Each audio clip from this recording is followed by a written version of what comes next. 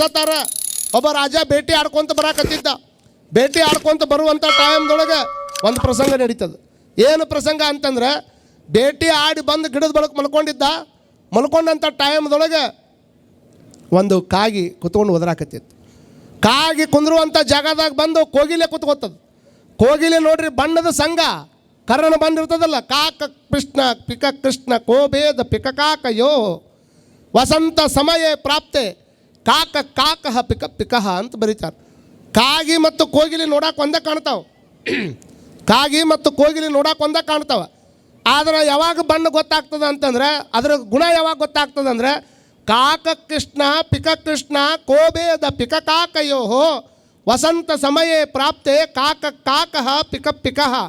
ವಸಂತ ಸಮಯ ಬಂತು ಅಂದರೆ ಅದು ಬಾಯಿ ಬಿಟ್ಟು ಯಾವಾಗ ಕೂಗ್ತದೆ, ಕೂಗಿದಾಗ ಕಾಗಿ ಯಾವುದು ಕೋಗಿಲೆ ಯಾವುದು ಗೊತ್ತಾಗ್ತದೆ. ಕಾಗಿ ಮಗ್ಗಲ್ಲ ಕುಂದ್ರಬಾರ್ದು ಅನ್ನುವಂಥದ್ದು ಅದಕ್ಕೆ ಗೊತ್ತಿತ್ತು. ಆದರೂ ಆ ಬಣ್ಣದ ಸಂಘ ನೋಡಿ ಬಂದು ಕುತ್ಕೋತು. ಇನ್ನೇನು ಬಂದು ಕುಂತ್ಕೊಂಡಿದೆ. ಕಾಗಿ ಮಗ್ಗಲ್ಲ ಕುಂತ ಕುಹು ಕುಹು ಕುಹು ಅಂತ ಒದರಾಕತ್ತು. ಕೂಗಿದ್ರೆ ಯಾರಿಗೆ ಆನಂದ ಆಗೋದಿಲ್ಲ. ಕೋಗಿಲೆ ಕೂಗಾಕತ್ತದ ಅಂತಾರೆ. ಕಾಗಿ ಹೇಳ್ರಮ್ಮ ಕಾಗಿ ಒದರ್ತದ ಅಂತಂದ್ರೆ ಕೋಗಿಲೆ ಕೂಗ್ತದ ಅಂತದ. ಮತ್ತು ಕಾಗಿ ಒದರಿದ್ದು ಯಾಕೆ ಆನಂದ ಆಗೋದಿಲ್ಲ, ಕೋಗಿಲೆ ಕೂಗಿದ್ದು ಯಾಕೆ ಆನಂದ ಆಗ್ತದೆ ಅಂದ್ರೆ, ಯಾವುದು ಕೇಳೋದಕ್ಕೆ ಇಂಪು ಅನ್ನಿಸ್ತದೆ ಅದು ಆನಂದ ಕೊಡ್ತದೆ. ಯಾವುದು ಕೇಳಿದ್ರೆ ಕರ್ಕಶ ಅನ್ನಿಸ್ತದೆ ಅದು ನಮಗೆ ಆನಂದವನ್ನು ಕೊಡೋಂಗಿಲ್ಲ. ಕುಹು ಕುಹು ಅಂತ ಒದರಾಕತ್ತಿತ್ತಲ್ಲ, ಒದರುವಂಥ ಟೈಮ್ದೊಳಗೆ ಭಾಳ ಆನಂದವಾಗಿ ನಿದ್ದೆ ಹತ್ತಾಕತ್ತು. ಅದೇ ಟೈಮ್ದಾಗ ಕಾಗಿ ಏನು ಮಾಡ್ತು, ಪಟ್ನ ಹೊಲಸು ಅವನ ಮೈ ಮೇಲೆ ಬಿಡ್ತು. ಹೊಲಸು ಮೈ ಮೇಲೆ ಬಿದ್ದು ಕೂಡಲೇ ಕಾಗಿಗೆ ಹೊಡಿಬೇಕಂತ ತಿಳ್ಕೊಂಡು, ಕೋಗಿಲಿನ ಆದ ಕೇಳ್ಕೊಂಡು ಜ್ಞಾನದಿಂದ ನಿದ್ದೆ ಮಾಡಬೇಕಾದ್ರೆ ನನ್ನ ಮೈ ಮೇಲೆ ಹೊಲಸು ಮಾಡ್ತೀವಿ ಅಂದ್ರೆ ನೀ ಬದುಕಬಾರ್ದು ಅಂತ ತಿಳ್ಕೊಂಡು ಪಟ್ನ ಕಲ್ಲು ತೊಗೊಂಡು ಹೊಡೆದ. ಆ ಕಲ್ಲು ತೊಗೊಂಡು ಹಿಂಗೆ ಬಿಟ್ಟು ಕೂಡಲೇ ಕಾಗಿ ಆರು ಹೋಯ್ತು. ಕಾಗಿ ಜಾಗದಾಗ ಕೋಗಿಲೆ ಕುಂತಿತ್ತು. ಕೋಗಿಲೆಗೆ ಬಡಿತು. ಕೋಗಿಲೆ ಬಂದು ಒದ್ದಾಡಕತ್ತಿತ್ತು. ಯಾವಾಗ ಕೋಗಿಲೆ ಒದ್ದಾಡಕತ್ತಿತ್ತು ಇವ ಅಂದ, ಅಲ್ಲ ನಾನು ಹೊಡೆದಿದ್ದು ಕಾಗಿಗೆ, ಅದು ಬಿದ್ದಿದ್ದು ನಿನಗೆ, ಎಂಥ ಪಾಪಿ ಆಗಿಬಿಟ್ಟೆಲ್ಲ ನಾನು. ನನಗೆ ಆನಂದವಾಗಿ ಕೇಳಿ ನಿದ್ದೆ ಬರುವಂಗೆ ಮಾಡಿದ್ದಿ, ಇವತ್ತು ನೋಡಿದ್ರೆ ನಿನ್ನನ್ನು ಕೊಲ್ಲಿನಿಂದ ಕೊಲ್ಲುವಂಗೆ ಆಯ್ತಲ್ಲ ಅಂತ ತಿಳ್ಕೊಂಡು ಹೇಳಿದಾಗ ಅವಾಗ ಆ ಕೋಗಿಲೆ ಹೇಳ್ತಂತ, ತಪ್ಪು ನಿಂದಲ್ಲ ಮಹಾರಾಜ, ತಪ್ಪು ನಂದು. ಯಾಕೆ ನಿಂದು ಹೊಡೆದಿದ್ದು ನಾನು, ನಿಂದು ಹೆಂಗೆ ತಪ್ಪಾಗ್ತದೆ ಅಂತ ಕೇಳಿದರೆ, ಕಾಗಿ ಬಂದು ಕುಂತ ಕೂಡಲೇ ನಾ ಇಲ್ಲಿಂದ ಎದ್ದು ಹೋಗ್ಬೇಕಾಗಿತ್ತಿದ್ದು ನನ್ನ ಗುಣ. ಆದರೆ ಸಂಘದ ಗೆಳೆತನ ಮಾಡಿ ಅದರ ಮಗ್ಗಲ್ಲ ಕುಂತಿದ್ದಕ್ಕಾಗಿ ಈ ಶಿಕ್ಷೆ ನನಗೆ ಬಂದೈತಪ್ಪ, ಅದು ತಪ್ಪು ನಿಂದಲ್ಲ ನಂದು ಅನ್ನುವಂಥ ಮಾತನ್ನು ಹೇಗೆ ಕಾಗಿ ಕೋಗಿಲೆ ಮಧ್ಯದ ಹೇಳ್ತದೆ. ಹಂಗೆ ಒಳ್ಳೆಯವ್ರ ಮಗ್ಗಲದೊಳಗೆ ಕೆಟ್ಟವ್ರು ಬಂದಾರ ಅಂದ್ರೆ ಅಲ್ಲಿಂದ ಎದ್ದು ಹೋಗುವಂಥ ಪ್ರಯತ್ನ ಮಾಡಬೇಕು. ಸಾಧ್ಯ ಆದರೆ ಅವ್ರ ಕೂಟ ಮಾತಾಡೋಕೆ ಹೋಗಬಾರ್ದು. ಮಾತಾಡೋದು ಬಂತು ಅಂದರೆ ಆ ಜಗದಿಂದ ಎದ್ದು ಹೋಗುವಂಥ ಪ್ರಯತ್ನ ಮಾಡಬೇಕು. ಮಾಡಿ ಹೋದಾಗ ನಮ್ಮ ಮಹತ್ವ ಹೆಚ್ಚಾಗ್ತದೆ. ಕಾರಣ ಸಜ್ಜನರನ್ನ ಹೆಚ್ಚು ಮಾಡ್ಕೊತ ಹೋಗ್ಬೇಕೆ ಹೊರತಾಗಿ ದುರ್ಜನರ ಮಗ್ಗಲಾಗಿ ಹೆಚ್ಚಿಟ್ಕೊಂತ ಹೋಗಬಾರ್ದು. ಭಾಳ ಮಂದಿ ಬಂಗಾರ ಗೋಳೆ ಮಾಡೋದಕ್ಕೆ ಬದುಕ್ತಾರ. ಬಂಗಾರ ಗೋಳೆ ಮಾಡೋರು ರಗಡ ಮಂದಿ ಅದ್ರ ಜಗತ್ತಿನಾಗ. ಬಂಗಾರದಂಥ ಜನಗಳನ್ನು ಗೋಳೆ ಮಾಡ್ಕೊತ ಹೋಗಬೇಕೆ ಹೊರತಾಗಿ ಬರೀ ಬಂಗಾರವನ್ನು ಗೋಳೆ ಮಾಡ್ಕೊತ ಹೋಗೋದ್ರಿಂದ ನಿಮ್ಮ ಮನೆಯವ್ರು ಅಟ್ಟ ಮೆಸ್ತಾರೆ ನಿಮ್ಮನ್ನು. ಬಂಗಾರದಂಥ ಜನ ಇರ್ಬೇಕು ಹಿಂದೆ. ಒಬ್ಬ ವ್ಯಕ್ತಿ ಹೆಂಗದನ ಅನ್ನುವಂಥದ್ದು ಗೊತ್ತಾಗಬೇಕಾದ್ರೆ ಯಾರಿಂದ ಗೊತ್ತಾಗ್ತದಂತ ಮಾಡ್ರಿ ನೀವು. ನಿಮ್ಮ ಹಿಂದೆ ಯಾರು ಅಡ್ಡಾಡ್ತಾರೆ, ನಿಮ್ಮ ಕುಟಾಗ ಯಾರು ಅದಾರ, ನಿಮ್ಮ ಆಜು ಬಾಜು ಯಾರು ಕುಟಾಗ ಅಡ್ಡಾಡಕತ್ತೀರಿ, ಇದ್ರ ಮ್ಯಾಲಿಂದ ನಿಮ್ಮ ಮಹತ್ವ ಹೆಚ್ಚಾಕೈತೆ ಹೊರತಾಗಿ ಕೇವಲ ಬಂಗಾರ ಹಾಕ್ಕೊಂಡು ಮಾತ್ರಕ್ಕೆ, ಚಲೋ ಬಟ್ಟೆ ಹಾಕ್ಕೊಂಡು ಮಾತ್ರಕ್ಕೆ, ಮೇಕಪ್ ಮಾಡ್ಕೊಂಡು ಕೂಡಲೇ ನಿಮ್ಮನ್ನು ಯಾರೂ ಚಲೋ ಅನ್ನಂಗಿಲ್ಲ. ನೀವು ಯಾರು ಕುಟಾಗ ಸಂಘ ಮಾಡೀರಿ, ಯಾರು ಕುಟಾಗ ಚಲೋ ಅದಿರಿ, ಯಾರು ಕುಟಾಗ ಒಳ್ಳೆತನದಿಂದ ನಡ್ಕೊಳಕತ್ತೀರಿ, ಅದನ್ನು ನೋಡಿ ನಮ್ಮ ಗೌರವ ಹೆಚ್ಚಾಕೊಂತ ಹೋಗ್ತದ. ಮತಿಗೆ ಮಂಗಳವಿಯುವುದಾವುದು ಉತ್ತಮರ ಸಂಘ. ಈ ಮತಿಗೆ ಮಂಗಲವನ್ನು ಕೊಡ್ತಕ್ಕಂಥದ್ದು ಯಾವುದು ಅಂತಂದರೆ ಉತ್ತಮರ ಸಂಘ ಅನ್ನುವಂಥ ಮಾತನ್ನು ನಿಜಗುಣ ಶಿವಯೋಗಿಗಳು ಹೇಳ್ತಾರೆ. ಹಾಗಾಗಿ ನಾವೇನು ತಿಳ್ಕೊಬೇಕು ಅಂತಂದರೆ, ಸಂಘದಿಂದಲ್ಲದೆ ಅಗ್ನಿ ಹುಟ್ಟದು. ಸಂಘ ಇರಲಿಲ್ಲ ಅಂದರೆ ಏನೂ ಮಾಡೋಕ್ಕಾಗೋದಿಲ್ಲ ಜಗತ್ತಿನಾಗ. ಸಂಘ ಬೇಕಾ. ಅದಕ್ಕೆ ಅವ್ರು ಹೇಳ್ತಾರೆ, ಸಂಘ ಯಾವುದಿರ್ಬೇಕಂದ್ರೆ ಸಾರ ಅಂದ್ರೆ ಹತ್ತಿರ. ಸಾರ ಅನ್ನೋ ಶಬ್ದದ ಅರ್ಥ ಏನು, ಹತ್ತಿರ. ಸಾರ ಸಜ್ಜನರ ಸಂಘ ಅದು ಲೇಸು ಕಂಡಯ್ಯ. ಅವರು ಲೇಸು ಮಾಡಿ ಹೋಗ್ತಾರೆ, ನಿಮಗೆ ಒಳ್ಳೆಯವರನ್ನು ಮಾಡ್ತಾರೆ. ಸದಾ ಧರ್ಮದ ದಾರಿ ಒಳಗೆ ನಡಿ ಅಂತ ಹೇಳ್ತಾರೆ. ಒಳ್ಳೆಯ ಕೆಲಸದ ಕಡೆ ಹೋಗಂತ ಹೇಳ್ತಾರೆ. ದೇವಸ್ಥಾನಕ್ಕೆ ಬರ್ರಿ ಅಂತಾರೆ.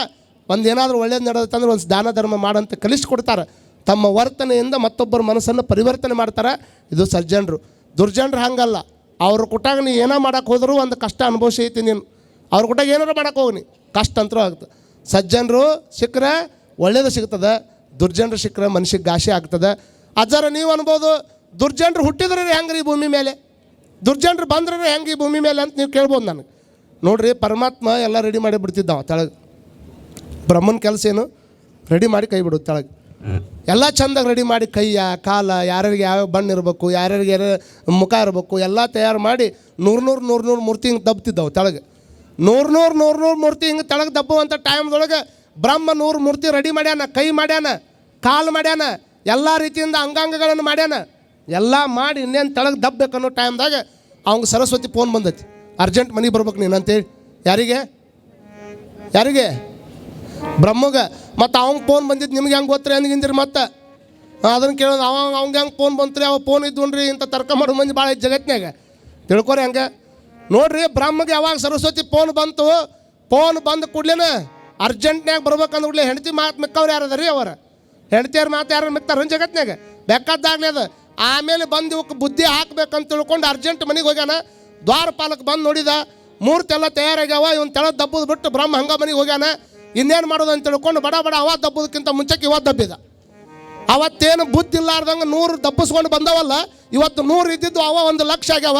ಊರಾಗ ಯಾರಾದರೂ ಬುದ್ಧಿ ಇಲ್ಲಾರ್ದಂಗೆ ಅಡ್ಡಾಡಕತ್ತಾರಂದ್ರೆ ಇದು ನಿನ್ನ ತಪ್ಪಲ್ಲೋ ಮರ, ಮ್ಯಾಗಿನ ಪ್ರಾಡಕ್ಟ್ ತಪ್ಪಾಗಿ ಭೂಮಿ ಮೇಲೆ ಬಂದು ನಾ ಏನು ಮಾಡೋಕತ್ತೆ ಅಂದ್ಬಿಟ್ರೆ ಸುಮ್ಮನೆ ಹೋಗ್ತಾರ ಅವ್ರು. ಹೊಡ್ರಿ ನಮ್ಮ ಚಪ್ಪಾಳಿ ಬ್ರಹ್ಮಗೆ. ನೋಡ್ರಿ ಎಷ್ಟು ಚಂದ ಹೊಡಿತೀರಿ ನೋಡಿ, ಬ್ರಹ್ಮ ಹೊಡಿಯಾಕತ್ತಾರೆ ಚಪ್ಪಾಳಿನ. ಏನು ಮಾಡ್ತೀರಿ ಅಂದರೆ ಯಾರಾದರೂ ಹಿಂಗೆ ತಿಳ್ಕೊಬೇಕು ನೀವು. 4 ಮಂದಿ ಬುದ್ಧಿ ಇಲ್ಲಾರ್ದಂಗೆ ಮಾತಾಡಕತ್ತಾರ, 4 ಮಂದಿ ಬುದ್ಧಿಗೇಡಿಗಳ ಟೈಪ್ ಮಾತಾಡಕತ್ತಾರ ಅಂದರೆ ಇದು ನಿನ್ನ ತಪ್ಪಲ್ಪ. ಬ್ರಹ್ಮ ನಿನಗೆ ಹಾಕಿಲ್ಲ, ಹಾಕ್ಲಾರ್ದಕ್ಕೆ ನೀನು ಮಾಡಾಕತ್ತಿ. ನಾ ಏನು ಮಾಡಬೇಕು ಅಂತ ತಿಳ್ಕೊಂಡು ಹಿಂಗೆ ಮಾಡಿದ್ರಿ ಅಂತಂದ್ರೆ ಭಾಳ ಚಲೋ ಆಕೈತಿ. ಅದನ್ನು ಬಿಟ್ಟು ಕೆಲವು ಮಂದಿ ಸಜ್ಜನರು ಅಂತ ತಿಳ್ಕೊಂಡು ವೇಷ ಹಾಕ್ಕೊಂಡು ಬದುಕ್ತಾರೆ. ಒಳಗೆ ಗುಣಾದಿಗಳು ದುರ್ಜನರು ಇರ್ತಾವ. ಸಜ್ಜನರು ಅಂತ ವೇಷ ಹಾಕ್ಕೊಂಡು ಬದುಕೋದಕ್ಕಿಂತ ನಾವು ವೇಷ ಹಾಕ್ಕೊಂಡು ಬದುಕಬಾರ್ದು. ಹಂಗೆ ಆಗಬಾರ್ದು, ಅದು ಹಂಗಾಗಬೇಕು. ಸಜ್ಜನಿಕೆ ಅನ್ನುವಂಥದ್ದು ಹಂಗೆ ಆತಂದ್ರೆ ಭಾಳ ದಿವಸ ನಡೆಯಂಗಿಲ್ಲ. ಅದು ಹಂಗಾಗಿರ್ಬೇಕು. ಹಂಗಾಗಿ ನಾವೆಲ್ಲ ಬದುಕು ಮಾಡಬೇಕು. ಅವರು ಕುಟಾಗಿ ಎಷ್ಟು ಸಹಜ ಆಕೈತಿ ಅಷ್ಟು ದೂರ ಇರೋಂಥ ಪ್ರಯತ್ನ ಮಾಡಬೇಕು. ಇಬ್ಬರು ಕೂಡ್ಕೊಂಡು ಸಂತಿಗೆ ಬಂದ. ಹೊಳೆಯಾರು ಸಂತಿನೇ ಇವತ್ತು ಸಂತಿ ಇತ್ತ ಇಲ್ಲ ಮಾಡಿರಲಿಲ್ಲ ಇವ. ಇಂಥ ಸಂತಿಗೆ ಬಂದಾರ. ಅವ ಸಂತಿಗೆ ಬಂದಾಗ ರೈತ ಮತ್ತು ಇಬ್ಬರು ಬಂಗಾರದ ಅಂಗಡಿ ವ್ಯಾಪಾರಸ್ಥರು, ಊರಾಗ ಓಣ್ಯಾಗ ಹಿರಿಯರು ಶ್ರೀಮಂತರು ಇಬ್ಬರು ಕುಡ್ಕೊಂಡು ಸಂತಿಗೆ ಬಂದಾರ. ಎತ್ತು ಮಾರಕ್ಕಂತ ಅವ ಬಂದಾನ, ಬಂಗಾರ ತೊಳಕಂತ ಇವ ಬಂದಾನ. ರಾತ್ರಿ ಎಲ್ಲ ಎತ್ತು ಮಾರಿದ್ರು. ಎತ್ತು ಮಾರಿದ ಮೇಲೆ ಅವ ಅಂದ, ಎತ್ತು ಮಾರಿದ ಮೇಲೆ ಮತ್ತು ರೊಕ್ಕ ಏನು ಮಾಡ್ತೀವಿ ಅಂದವ. ಈಗ ಮತ್ತೇನಾರು ಮಾಡ್ಬೇಕಲ್ಲ, ಬಂಗಾರ ರೇಟ್ ಕಡಿಮೆ ಐತೆ ನೋಡ್ರಿ. ಈಗ 1 ತೊಲಿ ತೊಗೊಂಡವ. 80,000 ರೂಪಾಯಿ ಹೋಗಿದ್ವಿ ಎತ್ತ, 1 ತೊಲಿ ತೊಗೊಂಡ ಬಿಡೋಣ ಅಂತ 1 ತೊಲಿ ತೊಗೊಂಡ. ಇವನು ಕಡಿಮೆ ಆಗೈತೆ ಅಂತ ತಿಳ್ಕೊಂಡು ಇವ 1 ತೊಲಿ ತೊಗೊಂಡಾನ ರೈತ. ಇವ 1 ತೊಲಿ ತೊಗೊಂಡ್ರೆ ಅವ್ರು ಬಂಗಾರದ ರೇಟ್ ಕಮ್ಮಿ ಆಗೈತೆ ಅಂತ 1 kg ತೊಗೊಂಡವ. ಯಾರು ಪತ್ತಾರು ಇದ್ರಲ್ಲ, 1 kg ತೊಗೊಂಡವ. ಇಬ್ಬರು ತೊಗೊಂಡು ಹಿಂಗೆ ಬರ್ಬೇಕು ಅನ್ನೋದ್ರಾಗ 80,000 ರೂಪಾಯಿ ಬಂಗಾರ ತೊಗೊಂಡ್ಮೇಲೆ ಒಂದಿಷ್ಟು ರೊಕ್ಕ ಚಿಲ್ಲರ ಹೊಡೆದಿದ್ದು. ರಾತ್ರಿ ವಸ್ತಿ ಬಸ್ಸಿಗೆ ಹೋಗೋಣ ಅಂತ ತಿಳ್ಕೊಂಡು ಬಂದಾರ. ವಸ್ತಿ ಬಸ್ ತಪ್ಪೇ ಹೋಗಿಬಿಟ್ಟೈತಿ. ವಸ್ತಿ ಬಸ್ ತಪ್ಪಿದ ಮೇಲೆ ಹೆಂಗಾರು ಮಾಡಿ ಊರು ಮುಟ್ಟಬೇಕಲ್ಲ. ರಾತ್ರಿ ನೋಡಿದ್ರೆ 1 kg ಬಂಗಾರ ಇಟ್ಕೊಂಡು ಕುಂತೀನಿ. ಅವ್ನು ಹೊಟ್ಟಬೇನ ಅವಂಗೆ ಇವೇನು 1 ತೊಲಿ ತೊಗೊಂಡಾನ, ಸುಮ್ಮನೆ ಕಿಸ ಇಟ್ಕೊಂಡು ಹೊಂಟಾನ. 1 kg ತೂಕ ತೊಗೊಂಡಿರ್ತಕ್ಕಂಥ ಅವ್ಗೆ ಹೊಟ್ಟಬೇನ ಹತ್ತು. ಹೆಂಗಾರು ಹೋಗಿ ರಾತ್ರಿ ಊರು ಮುಟ್ಟಬೇಕಂತೇಳಿ ಇವ ಅಂದ, ಒಂದು ಸ್ವಲ್ಪ ಹಿಂಗೆ ಹೋದವನು ಹಿಂಗೆ ಬರ್ತೀನಿ ತಡಿ ಅಂದಿವ. ಯಾರು 80,000 ರೂಪಾಯಿ ರೊಕ್ಕ ಕೊಟ್ಟು 1 ತೊಲಿ ತೊಗೊಂಡಿದ್ರಲ್ಲ, ಹಿಂಗೆ ಹೋಗಿ ಹಿಂಗೆ ಬರ್ತೀನಿ ಅಂದ ಕೂಡಲೇನ ಎದಕ್ಕೆ ಅಂದವ, ನಿಂಗೆ ಗೊತ್ತಾಗಲ್ಲ ತಡಿಯೋದು, ಹಿಂಗೆ ಹೋಗಿ ಹಿಂಗೆ ಬರ್ತೀನಿ ಅಂತ. ಹಿಂಗೆ ಹೋಗಿ ಹಿಂಗೆ ಬರ್ದಾಗ ನಾ ಹೋಗೋ ಮುಂದೆ ಚಂದ ಹೋಗಿದ್ದ, ಹೊಳೆ ಬರ್ಬೇಕಾದ್ರೆ ಜೋಲಿ ಹೊಡ್ಕೊಂಡು ಬಂದ. ಹಿಂಗೆ ಇದನ್ನು ಹಾಕ್ಕೊಂಡು ಬಂದಿದ್ದಂತ ಅದು ಅರ್ಥ. ಸ್ವಲ್ಪ ರೊಕ್ಕ ತೊಗೊಂಡಿದ್ರೆ ಹಾಕ್ಕೊಂಡು ಬಂದಾಗ ಏನು ಧೈರ್ಯ ಬರ್ತೈತೆ ಏನೋ ಗೊತ್ತಿಲ್ಲ. ಮನುಷ್ಯ ಭಾರಿ ಧೈರ್ಯ ಬರ್ತೈತೆ. ಊರ ಬೆಕ್ಕದವಿಲ್ಲ, ಎಲ್ಲವನ್ನ ಎದುರಿಸಿನ ಅಂತ ನಾವು ಆ ಟೈಮ್ದಾಗ. ಹಂಪ್ಯಾಗ ನೋಡ್ರಿ ನೀವು, ಹಂಪಿ ಒಳಗೆ ಆನೆ ಭಾಳ ಅವತ್ತಿನ ಕಾಲಕ್ಕೆ. ಹಂಪಿ ಒಳಗೆ ಆನೆ ಭಾಳ. ಎಲ್ಲಿ ಬೇಕಾದೊಳಗೆ ಗಡಿಗ್ಯಾಗ ಶರಾಯಿ ಇರ್ತಿದ್ರು. ಒಂದು ಕಪ್ ಏನು ಮಾಡೈತಿ, ಶರಾಯಿ ಗಡಿಗೆ ಒಳಗೆ ನೀರು ಐತಂತ ಒಂದಿಷ್ಟು ಇಣಿಕೆ ಹಾಕೈತೆ. ಅದ್ರಾಗ ಶರಾಯಿ ಗಡಿಗೆ ಒಳಗೆ ಒಂದಿಷ್ಟು ನೀರು ಐತಂತ ಇಣಿಕೆ ಹಾಕಿದಾಗ ಕಟಬಾಯಿಗಟ್ಟ ಶರಾಯಿ ಹತ್ತಿತ್ತಂತ. ಕಟಬಾಯಿಗಟ್ಟ ಕುಡ್ದಿಲ್ಲ ಅದು ಪಾಪ, ಶರಾಯಿ ಅಂದ್ಬಿಟ್ಟು ಹಿಂತರಿತದೆ. ಹಿಂಗೆ ಇಣಿಕೆ ನೋಡೋ ಮುಂದೆ ಕಟಬಾಯಿಗಟ್ಟ ಶರಾಯಿ ಹತ್ತಿತ್ತು. ಕಟಬಾಯಿಗೆ ಹಚ್ಚಿದ ಶರಾಯಿ ನಿಷೆ ತೊಗೊಂಡ್ಬಿಟ್ಟೈತೆ ಕಪ್ಪಿಗೆ. ನಿಷೆ ತೊಗೊಂಡು ನಡ ರೋಡ್ನೊಳಗೆ ಹಿಂಗೆ ಹೋಗೋದು, ಹೊಳ್ಳಿ ಹಿಂಗೆ ಉಲ್ಟಾ ಹಿಂಗೆ ನಿಂತಿತ್ತು. ಒಂದು ಆನೆ ಬರಾಕತ್ತಿತ್ತದು. ಪಾಪ ಕಪ್ಪಿ ಮಕ್ಕೊಂಡೈತೆ ಅಂತ ತಿಳ್ಕೊಂಡು ಆನೆ ಮಗ್ಗಲ್ಲ ಕಾಲಿಟ್ಟು ಮುಂದೆ ಹೋಯ್ತು.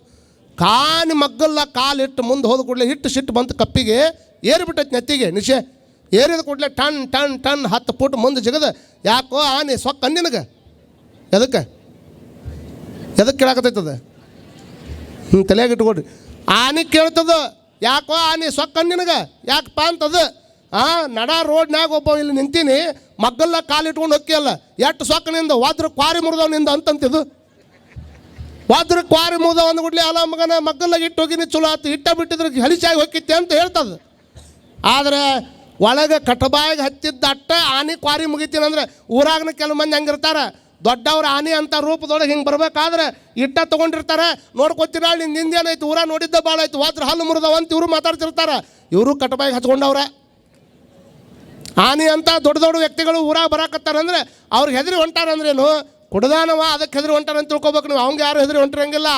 ಹಾಗಾಗಿ ನಾವು ತಿಳ್ಕೊಬೇಕು, ಕುಡ್ದಂಥ ವ್ಯಕ್ತಿ 1 ತೊಲಿ ತೊಗೊಂಡಾನ, ಪತ್ತಾರು 1 kg ತೊಗೊಂಡಾನ, ಹೆಂಗಾರ ಮಾಡಿ ಹೋಗೇ ಬಿಡೋಣ. ನನ್ನ ಮುಂದೆ ಯಾವ ಬರ್ತಾನೆ, ಬರ್ರಿ ಹಿಂದೆ ಬರ್ರಿ ನೀವು ಅಂತೇಳಿ ಕರ್ಕೊಂಡು ಬಂದಾನ.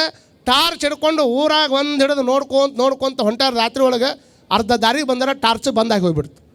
ಟಾರ್ಚ್ ಯಾವಾಗ ಬಂದಾಗಿ ಹೋಯ್ತು, ಟಾರ್ಚ್ ಬಂದಾದ ಕೂಡಲೇ ಅವ ಏನು ಮಾಡಿದ, ನೋಡ್ರಿ ಇನ್ನು ಮೇಲೆ ನನಗೆ ಅಡ್ಡಾಡೋಕ್ಕಾಗೋದಿಲ್ಲ, ನಾ ಇಲ್ಲೇ ಮಕ್ಕೊಂತೀನಿ, ಬೇಕಾದ್ರೆ ಮಕ್ಕೊಂತಿದ್ರು ಮಕ್ಕೋ ಇರತ್ತ ಹೋಗ ಅಂದವ. ಅವ್ನು ಹೊಟ್ಟಬೇನಿ ಇವಂದು 1 ತೊಲಿ ನಂದು ಹೇಳ್ಬೇಕಂದ್ರೆ ಪಟ್ನ 1 kg ಇದನ್ನು ತಲೆಯಾಗಿ ಇಟ್ಕೋಬೇಕು. ಇವಂದು 1 ತೊಲಿ ಅವಂದು 1 kg. ಅವ ಅಂದ ಹಿಂಗೆಲ್ಲ ಮಾಡ್ಕೊಂತ ಹೊಂಟ್ರೆ ಒಳ್ಳೆ ಬಂದು ಮಾರಿ ಇವನು ಕುಟ್ಟಾಗ kg ಬಂಗಾರಕ್ಕೆ ಏನಾದರೂ ಊರ್ಲು ಹಾಕ್ಕೊಂಡು ಸಾಯ್ಬೇಕಾಕೈತೆ ನಾ ಅಂತ ತಿಳ್ಕೊಂಡು ನೀ ತೆಳ ಮಕ್ಕೋ ನಾ ಮ್ಯಾಗ ಹಿಡಿದು ತಂಗ್ಯಾಕೆ ಕುಂದಿರ್ತೀನಿ ಅಂತ kg ಬಂಗಾರ ಮೈ ಮೇಲೆ ಹಿಡ್ಕೊಂಡು ನಿದ್ದೆ ಮಾಡಾರ್ದಂಗೆ ಅವ ಮ್ಯಾಗ ಕುಂತಾನ. ಇವು ಆರಾಮ 1 kg 1 ತೊಲಿ ತೊಗೊಂಡವ ಚಂದ ಗಾಡಿ ಅದೇ ತಲೆ ಮೇಲೆ ಇದ್ದು ವಸ್ತ್ರ ಹಾಸ್ಕೊಂಡು ಮಕ್ಕೊಂಡಿದ್ದ. ಹಿಂಗೆ ಮಕ್ಕೊಂಡು ಗೊರಕೆ ಹೊಡಿಬೇಕಾದ್ರೆ ಆ ಕಡೆಯಿಂದ 4 ಮಂದಿ ಕಳ್ಳರು ಬಂದರು. ಯಾವಾಗ ಕಳ್ಳರು ಬರ್ತಾರೆ, ಕಳ್ಳರು ಬಂದ ಕೂಡಲೇ ನೋಡಿದ್ರು ಇವತ್ತು ಮುಂಜಾನೆ ಎಲ್ಲಿ ಹೋದ್ರೂ ನಮಗೇನು ಸಿಕ್ಕಿಲ್ಲ. ಯಾವನೋ ಒಬ್ಬ ಅವ್ರು ದಾರ್ಯಾಗ ಮಕ್ಕೊಂಡನ, ಏನಾರು ಇದ್ರೆ ಚೆಕ್ ಮಾಡಿ ತೊಗೊಂಡು ಹೋಗೋಣ ಅಂದ್ರೆ ಅವ್ರು ಮಕ್ಕೊಂಡು ಅವ್ನು ಚೆಕ್ ಮಾಡಿದ್ರು 1 ತೊಲಿ ಬಂಗಾರ ಸಿಕ್ತು. ಬಂಗಾರ ಸಿಕ್ಕುಟ್ಲೆ ಅದ್ರಾಗ ಒಬ್ಬ ಕಳ್ಳ ಅಂದಂತೆ ರಾತ್ರಿ 12 ಗಂಟೆಗೆ ಇಲ್ಲಿ ಮಕ್ಕೊಂಡಾನ, ಅದು ಕುಡಿದು ಮಕ್ಕೊಂಡಾನ. ಇವನ ಕಡೆ ಬಂಗಾರ ಐತಿ, ಇದನ್ನು ಬಂಗಾರ ಅಂತ ಮಾಡಿ ಏನು ರೋಡ್ಗೋಡು ಅದು ರೋಡ್ಗೋಡು ತೊಗೊಂಡ ಯಾವನ ಕುಡಕ್ಕೆ ಬಂಗಾರ ಇಟ್ಕೊಂಡು ಮಕ್ಕೊಂತಾನ ಇದ್ರೆ ಅದನ್ನು ಕುಡ್ದ ಮಕ್ಕೊಂತಿದ್ದವ. ಕುಡಿದು ಬಂಗಾರ ಇಟ್ಕೊಂಡಾನ ಅಂದ್ರೆ ಅದು ಬಂಗಾರ ಒರಿಜಿನಲ್ ಅಲ್ಲ, ರೋಡ್ಗೋಡ ಅಂತ ತಿಳ್ಕೊಂಡು ಹಿಂಗೆ ಎದಿ ಮೇಲೆ ಹೋಗೋದು ಹಿಂಗೆ ಹೋಗ್ಬೇಕಾದ್ರೆ ಸುಮ್ಮನೆ ಮಕ್ಕೋಬೇಕಿಲ್ಲ ಮಗನ, ಸುಮ್ಮನೆ ಮಕ್ಕೋಬೇಕಿಲ್ಲ. ಅವ ಅಂದ ಯಾಕೋ ಮಕ್ಕಳ್ರೆ ಯಾಕೆ ರೊಕ್ಕಿಲ್ಲ ಅಂತ ಮಾಡ್ರಿ ನನ್ನ ಹತ್ರ ಅಂದವ. ಅವ್ರಂದ್ರೆ ಎತ್ತರ ಅದನಲ್ಲಿವ ಅಲ್ಲೋ ಇದು ಬಂಗಾರ ಅಲ್ಲ ರೋಡ್ಗೋಡ ಅಂತ ಹೋಗೋದು ಹೊಂಟಿವಿ ಅಂದಾಗ ನಮ್ಮಂಥವ್ರು ಕುಡಿದು ಹೊಂಟಂಥ ಟೈಮ್ದಾಗ ಬಂಗಾರ ಇಲ್ಲ ಅಂತ ಹೇಳಕತ್ತಿರಲ್ಲ. ನಂದು ಬಂಗಾರ ಹೌದಾ ಅಲ್ಲ ಅನ್ನುವಂಥದ್ದು ಗೊತ್ತಾಗಬೇಕಾದ್ರೆ ನಾನು 1 ತೊಲಿ ತೊಗೊಂಡಿನಿ, ಮ್ಯಾಗ 1 kg ತೊಗೊಂಡೋಗಿ ಕುಂತ ನೋಡಿರ್ಬೇಕಾರ ಅಂದವ. ಯಾರು ಮಾಡಿದ್ದಪ್ಪ? ಯಾರು ಸಂಘ ಮಾಡಬೇಕನ್ನುವಂಥದ್ದನ್ನು ವಿಚಾರ ಮಾಡ್ಕೊಳ್ಬೇಕು. ಸಂಘದಿಂದಲ್ಲದೆ ಅಗ್ನಿ ಹುಟ್ಟದು, ಸಂಘದಿಂದಲ್ಲದೆ ಬೀಜ ಮಳೆದೋರದು, ಸಂಘದಿಂದಲ್ಲದೆ ಹೂವಾಗದು. ನಿಮ್ಮ ಸರ್ವ ಸುಖ ಸಂಘವ ತೋರಿ ಆನು ಪರಮ ಸುಖಿಯಾದನು. ಕ್ರೂರ ಪ್ರಾಣಿಗಳ ಮಧ್ಯದೊಳಗಿದ್ರೂ ಸಹಿತ ನಾ ಯಾಕೆ ಆನಂದವಾಗಿ ಬದುಕಿನಿ ಅಂತಂದ್ರೆ ನಮ್ಮ ಮನ್ಯಾಗ ನಮ್ಮಪ್ಪ ಅವ್ವ ನನಗೆ ಏನು ಹೇಳಿ ಸತ್ತಾರ ಅಂತಂದ್ರೆ, ನೀ ಇವ್ರ ಮಧ್ಯದೊಳಗೆ ಬದುಕಬೇಕು, ನಿನ್ನ ಯಾವಾಗಾದ್ರೂ ಇವ್ರು ತಿಂದು ಬದುಕತ್ತಾರ. ಆದರೆ ಸಾವನ್ನುವಂಥದ್ದು ಮುಂದೈತಿ ತಮ್ಮ. ಸಾವನ್ನುವಂಥದ್ದು ಬರುವುದಕ್ಕಿಂತ ಪೂರ್ವದೊಳಗೆ ಪರಿಶುದ್ಧವಾದಂಥ ಬದುಕನ್ನು ಪರಮಾತ್ಮ ಕೊಟ್ಟಾನ. ಅದನ್ನು ನಕ್ಕೊಂತ ಬದುಕಬೇಕೆ ಹೊರಕೊಳ್ಳಿ, ಅಳ್ಕೊಂತ ಬದುಕಕ್ಕೆ ಹೋಗ್ಬೇಡ ಅಂತ ತಿಳ್ಕೊಂಡು ನಮ್ಮ ತಂದೆ ತಾಯಿ ನನಗೆ ಹೇಳಿಸತ್ತಾರ. ಅದಕ್ಕೆ ನಾ ಆನಂದವಾಗಿ ಬದುಕಾಕತ್ತೀನಿ ಅಂತ ಹೇಳ್ತಾವ. ಕಾಡು ಮೃಗಗಳ ಮಧ್ಯದೊಳಗಿರತಕ್ಕಂಥ ಮೊಲನೂ ಸಹಿತ ಅಷ್ಟು ಆನಂದವಾಗಿ ಬದುಕ್ತದೆ. ನಾವು ಅಣ್ಣನ ಮಧ್ಯದೊಳಗೆ ಬದುಕಾಕತ್ತೀವಿ, ತಮ್ಮನ ಮನೆ ಒಳಗೆ ಬದುಕಾಕತ್ತೀವಿ, ಮನುಷ್ಯರ ಮಧ್ಯದೊಳಗೆ ಬದುಕಾಕತ್ತೀವಿ. ಆದರೂ ಸಹಿತ ಪೊಲೀಸ್ ಸ್ಟೇಷನ್, ಕೋರ್ಟು, ಕಚೇರಿ ಅಂತ ಅಡ್ಡಾಡ್ಕೊಂತ ಬದುಕಾಕತ್ತೀವಿ. ಅಂದ್ರೆ ನಮ್ಮ ಬದುಕು ಹೆಂಗದವ, ಅವು ಬದುಕು ಹೆಂಗದವ ಅನ್ನುವಂಥದ್ದನ್ನು ವಿಚಾರ ಮಾಡ್ಕೊಡ್ಬೇಕಾಗ್ತದೆ. ಯಾವಾಗ ಈ ದುರ್ಜನರು ಅನ್ನುವಂಥವ್ರು ಉಪಟಾಳೆ ಹೆಚ್ಚಾಗ್ತದಲ್ಲ, ಯಾಕೆ ಉಪಟಾಳೆ ಹೆಚ್ಚಾಗ್ತದೆ ಅಂದರೆ ಸಜ್ಜನರಾಗಿರ್ತಕ್ಕಂಥವ್ರು ಏಕಾಂತದೊಳಗೆ ಹೋದರೆ ದುರ್ಜನರು ಲೋಕಾಂತಕ್ಕೆ ಬರ್ತಾರೆ. ಇಂಥ ಕ್ರೂರತೆಯ ಮಧ್ಯದೊಳಗೂ ಸಹಿತ ಒಮ್ಮೆಮ್ಮೆ ನೀವು ಏನು ಮಾಡಿಲ್ಲ ಅಂದ್ರೂ ಸಹಿತ ನಿಮ್ಮ ಮಸಿ ಹಚ್ಚು ಕೆಲಸ ಮಾಡತ್ತಾರ ಅವರು ಜೀವನದಾಗ. ಅವರಿದ್ದಲ್ಲಿ ವಾತಾವರಣ ಕೆಡ್ತಾರೆ. ಅದಕ್ಕೆ ಒಳ್ಳೆಯವ್ರ ಸಂಘ ಮಾಡುವಂಥ ಪ್ರಯತ್ನ ಮಾಡಿರಿ. ಆಜು ಬಾಜು ಇದ್ದವ್ರನ್ನ ಒಳ್ಳೆಯವ್ರಂತ ತಿಳ್ಕೊಳ್ರಿ. ಇವತ್ತೇನೂ ಇಲ್ಲ ಅಂತ ತಿಳ್ಕೊಂಡು ಕೊರಗಾಕೆ ಹೋಗ್ಬೇಡ್ರಿ. ಯಾವಾಗಾರ ಒಮ್ಮೆ ಹಂಗಾಕತಿ ಜೀವನದಾಗ ಎಲ್ಲ ಏನಿರಲಿಲ್ಲ ಅಂತಂದರೆ ಅವ್ರದ್ದು ಹಂಗಾಯ್ತು ಇವ್ರದ್ದು ಹಿಂಗಾಯ್ತು ಅಂತ ಯಾವತ್ತೂ ಟೊಲ್ಲಿ ಮಾಡೋಕ್ಕೆ ಹೋಗ್ಬೇಡ್ರಿ. ಕಾರಣ ಇಷ್ಟ, ಸಂಘವನ್ನು ಚುಲತ್ನಾಗ ಇಟ್ಕೊಂಡು ಒಳ್ಳೆಯವ್ರ ಸಂಘ ಮಾಡಿಕೊಂಡು ದುರ್ಜನರ ಸಂಘದಿಂದ ದೂರ ಇದ್ದು ಯಾರು ಪರಮ ಅನುಭಾವಿಗಳಿದಾರ, ಯಾರು ಪರಮ ಸುಖಿಗಳಿದಾರ, ಯಾರು ಪರಮ ಸಂತೋಷಿಗಳಿದಾರ ಅವ್ರ ಹತ್ರ ಹೋಗೋದ್ರಿಂದ ನಮ್ಮ ವರ್ಚಸ್ಸು ಹೆಚ್ಚಾಕೈತೆ ಅನ್ನುವಂಥದ್ದನ್ನು ತಲೆಯಾಗಿಟ್ಕೊಂಡು ಯಾರು ಕೂಟ ಹೋಗ್ಬೇಕು ಯಾರು ಕೂಟ ಹೋಗ್ಬಾರ್ದು ಅನ್ನೋದಕ್ಕೆ ತಲೆಯಾಗ ಬುದ್ಧಿ ಇಟ್ಟಾನ ಪರಮಾತ್ಮ. ತಲೆಯಾಗ ಬುದ್ಧಿ ಇಟ್ಟು ಇವ್ರ ಕೂಟ ಹೋಗ್ಬೇಕು ಇವ್ರ ಕೂಟ ಹೋಗ್ಬಾರ್ದು ಅನ್ನೋದು ತಲೆಯಾಗ ಬುದ್ಧಿ ಕೊಟ್ಟಾನ. ಬುದ್ಧಿ ಖರ್ಚು ಮಾಡಿರಿ. ಬುದ್ಧಿ ಖರ್ಚು ಮಾಡಿ ಏನು ಮಾಡಬೇಕು ಏನು ಬಿಡ್ಬೇಕು ಅನ್ನುವಂಥದ್ದನ್ನು ತಿಳ್ಕೊಂಡು ಜೀವನ ಮಾಡಿದರೆ ಜೀವನ ಭಾಳ ಸುಖಮಯ ಆಗ್ತದೆ. ನಿಮ್ಮ ಜೀವನ ಸುಖವಾಗಿ ಆಗಬೇಕಾಗಿತ್ತು ಅಂದರೆ ಅಮ್ಮ ಇಷ್ಟೇ ತಲೆಯಾಗಿಟ್ಕೊಳ್ರಿ. ಕೇದಿಗೆ ಹೂ ಹೇಗಿರ್ತದೆ ಹಂಗೆ ಜನಕ್ಕೆ ತಂಪು ಕೊಡುವಂಥ ಜನಗಳು ನಮ್ಮ ನಾಡಿನೊಳಗೆ ಭಾಳ ಇರ್ತಾರೆ. ಅಂಥವ್ರ ಕೂಟಾಗ ಸಂಘ ಮಾಡಿಕೊಂಡು ಅವ್ರ ಕೂಟಾಗ ಹೆಚ್ಚು ಒಡನಾಟ ಬೆಳೆಸ್ಕೊಂಡು ಯಾರು ಸಜ್ಜನ ಸಹವಾಸದೊಳಗದಾರ ಅಂಥವ್ರ ಸಹವಾಸ ನೀವು ಮಾಡೋದ್ರಿಂದ ನಿಮ್ಮ ಬದುಕಿನ ಕಿಮ್ಮತ್ತು ಹೆಚ್ಚಾಕೈತೆ ಅನ್ನುವಂಥ ಮಾತನ್ನು ಈ ಸಂದರ್ಭದೊಳಗೆ ಹೇಳ್ತಾ, ಇಲ್ರಿ ಗೊತ್ತಿರ್ತೈತೆ ನಮಗೆ ಅವ ದುರ್ಜನ ಅದನ್ನು ಅಂಥದ್ದು ಗೊತ್ತಿರ್ತದೆ. ಆದರೂ ಸಹಿತ ಅವನ್ನ ಓಲೈಸೋದು, ಅವನ್ನ ಪ್ರೀತಿ ಮಾಡೋದು, ಅವಂಗ ಇದನ್ನು ಮಾಡೋದು ಅಂಥ ಪ್ರಶ್ನೆಯನ್ನು ಎಂದೂ ಕೂಡ ಮಾಡೋಕ್ಕೆ ಹೋಗಬಾರ್ದು. ಮನ್ಯಾಗ ಭಾಳ ಮಂದಿ ತಂದೆ ತಾಯಿಗೆ ಮಾಡೋದು ತಪ್ಪು ಏನಪ್ಪ ಅಂದ್ರೆ, ಭಾಳ ಮಂದಿ ಮನ್ಯಾಗ ತಪ್ಪು ಏನು ಮಾಡ್ತಾರೆ ಅಂತಂದ್ರೆ, ಯಾವ ದುರ್ಜನ ಇರ್ತಾನೆ ಅವಂಗ ಭಾಳ ಪ್ರೋತ್ಸಾಹ ಕೊಡ್ತಾರೆ ಮನ್ಯಾಗ. ಊರ ಚಂದ ದುಡ್ಕೊಂಡು 4 ಮಂದಿ ಚಲೋ ಚಲೋ ಅಂದವಂಗೆ ಪ್ರೀತಿ ಮಾಡೋದಿಲ್ಲ ನೀವು. ಯಾವ ಊರಾಗ ಉಡಾತನ ಮಾಡ್ತಾನೆ, ಊರು ತುಂಬ ಎಲ್ಲ ಹಗರಣ ಮಾಡ್ಕೊತ ಅಡ್ಡಾಡ್ತಾನೆ ಅಂಥವಂಗೆ ನನ್ನ ಮಗ ಹಂಗ್ರಿ ನನ್ನ ಮಗ ಹೆಂಗ್ರಿ ಅಂತ ಅಂಥವ್ನು ಪ್ರೋತ್ಸಾಹ ಕೊಡಬಾರ್ದು. ಅದಕ್ಕೆ ವ್ಯಾಸರು ಹೇಳ್ತಾರೆ ಮಹಾಭಾರತದೊಳಗೆ ಏನು ಚಲೋ ಮಾತು ಹೇಳ್ತಾರೆ ಅಂತಂದ್ರೆ, ನೋಡ್ರಿ ಎಷ್ಟು ಚಲೋ ಮಾತನ್ನು ಹೇಳ್ತಾರಪ್ಪ ಅಂತಂದ್ರೆ, ತ್ಯಜೇದೇಕಂ ಯಾವಾಗ ನಾವೊಬ್ಬ ಮನೆಗೆ ಮಾರಕ್ಕದಾನಂದ್ರೆ, ನಮ್ಮ ಮನೆಗೆ ಮಾರಕ್ಕಕ್ಕನಂದ್ರೆ, ಕುಲಕ್ಕೆ ಮಾರಕ್ಕಕ್ಕನಂದ್ರೆ ಒಬ್ಬ ಮಗನನ್ನು ತ್ಯಾಗ ಮಾಡ್ಬೇಕಂತ ನಾವು. ಒಬ್ಬ ಮಗನನ್ನು ತ್ಯಾಗ ಮಾಡ್ಬೇಕು. ಯಾಕಂದರೆ 100 ಮಂದಿ ಕೌರವ್ರು ಏನು ಹುಟ್ಟಿದ್ರಲ್ಲ, ಕೌರವ್ರು ಹುಟ್ಟುವಂಥ ಟೈಮ್ದೊಳಗೆ ದುರ್ಯೋಧನ ಹುಟ್ಟೋ ಟೈಮ್ದಾಗ ಅಪಶುಕನ ಆಯ್ತು. ದುರ್ಯೋಧನ ಹುಟ್ಟುವಂಥ ಟೈಮ್ದೊಳಗೆ ಅಪಶುಕನ ಆದಾಗ ಅವ್ರು ಹೇಳ್ತಾರೆ, ಈಗ ನೀವು ಏನಾದರೂ ಹುಟ್ಟಲಾರ್ದಂಗೆ ಮಾಡಿದ್ರೆ ನೀವು ಭಾಳ ಆರಾಮಿರ್ತೀರಿ, ಅವನ್ನ ಇಲ್ಲಾರ್ದಂಗೆ ಮಾಡಿಬಿಡ್ರಿ, ಇನ್ನೊಂದು 9 ಮಕ್ಕಳದಾವೆ ನಿಮಗೆ ಅಂತ ವ್ಯಾಸರು ಹೇಳಿದರು. ಅದಕ್ಕೆ ಮೋಹ ಬಿಡ್ಬೇಕಲ್ಲ, ಮಗನ ಹೆಂಗೆ ಕೊಲ್ಲಕ್ಕೆ ಬರ್ತದೆ ರೀ, ಹಂಗೆ ಇದು ಮಾಡಕ್ಕೆ ಬರ್ತದೆ ರೀ ಅಂತ ತಾಯಿ ಅವನನ್ನು ಏನೂ ಮಾಡಲಿಲ್ಲ. ಮುಂದೆ ಎಷ್ಟು ಅನಾಹುತ ಆಯ್ತು ಅನ್ನುವಂಥದ್ದು ನಿಮ್ಗೆಲ್ಲರಿಗೂ ಗೊತ್ತದ. ಅದಕ್ಕೆ ಅವ್ರು ಅಂತಾರೆ, ಏನಂತಾರೆ ಅಂದ್ರೆ, ಒಂದು ಕುಲಕ್ಕೆ ಒಳ್ಳೇದಾಕೈತಿ, ಮನೆಗೆ ಒಳ್ಳೇದಾಕೈತಿ ಅಂದರೆ, ಒಂದು ಕುಲಕ್ಕೆ ಏನಾದರೂ ಇದಾಕೈತೆ ಅಂದ್ರೆ, ಮನೆಗೆ ಒಳ್ಳೇದಾಕೈತೆ ಅಂದ್ರೆ ಮಗನನ್ನು ತ್ಯಾಜ್ಯ ಮಾಡಿಬಿಡ್ಬೇಕಂತ.